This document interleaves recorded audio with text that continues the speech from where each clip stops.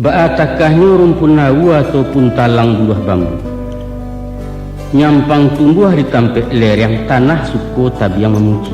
Kok indaklah urek na mengungkuang taban badoro sadionyo. Buki pun mindak taseso lurah di bawah kelindungan gagang menjelo dapet junjung. Masura buang carian orang, kok gadang banyak manfaat lah duo pagunu duo. Ba itu sifat kadipakailah. Di manapun bumi dipijak, biar di kampung atau di rantau membawa rahmat gerang banyak. Pandai-pandai je masyarakat, tahu-tahu meninggang raso, usah pemaha tapi rugi. Kok mengecek maga agak, pikiakan tiok kabakato tapi usah katokan nan tapi kia. Sabab luko di pisau tampak darah na, 2-3 taweh penawasan nang tidak sampai bakit. Tapi luko di lidah sulit ubeknya, mandanyui kau gunung-gun manggaga kerangkai hati. Di luar mungkin tak bakasan, di dalam menaruh kasam. Nan bak kain dimakan ngange, lipek patahnya tak berubah di kambangnya nyai tiok ragi. Bak kato-kato orang tua kue, kaki ketaruang inai padahanno. Kok mulut unta-loncek aneh tantangannya.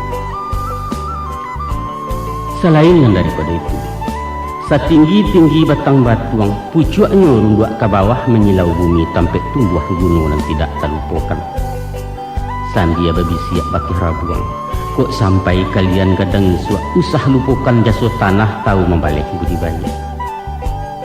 Lamahnya pulau kadikatakan. Maliwak diputangin, manggerai dipuput ribu. Mbak cando-cando ketumbang jangan kepatah rata tidur. Tapi tibo tapasuinyo kareh bisa melantiang ke udara indah siapo kemenahan. Satya urueh basambilu, tiok buku bematan pulau langkuk juduri duniangnya. Namun tabungkuih dalam kalupa dari luar tak nampak rupa. Artinya semantang ngawak di atas usah panden palabiak dado uju tekabua tu namanya. Balarang bana diugamo nak tak cecek sepanjang adat. Urang duit banyak bertuah, urang mati banyak kiramai. Lawik sati rantau bebegu taluaknya barang jauh pulau. Ikhlas-ikhlas kalau menolong, suko-suko kalau baragiah mahamun sekali jangan. Sabaliaknya usah pelupukan jasa orang. Walau sahalus bijo bayam gadang paedah manfaatnya. Pemaaf sabajurilah habiskan dendam kesumbat.